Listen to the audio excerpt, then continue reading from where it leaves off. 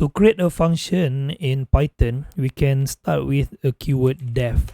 Then we can insert our function name. So let's say my function, and then we put the bracket here and then colon, and we end our function with return. So the return keyword means this defined function is ended here. So actually the return, we can just put return with nothing. That means we don't want to return something. So if I put here print, and then from a function I can accept a parameter. Let's say the parameter is name, and then from here I can put you inserted name, and then I can put name here. So if I run this code, the screen will show nothing because we didn't run the function yet. We didn't call the function yet.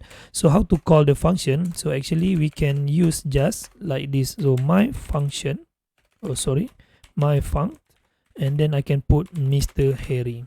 So if we run this code, and then we can see the screen show you inserted name Mr. Harry.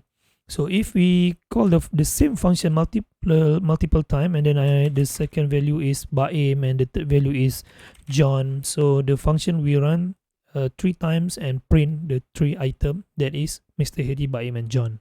So this is a function in Python. So then what if the functions are required to return something? So let's say I define a new function that is cult, and then from here I put 2 parameters, let's say the x and y, and then we want to return something. What is the something? So maybe we can put the z variable here, and then z is equal to x plus y, and then we return the z.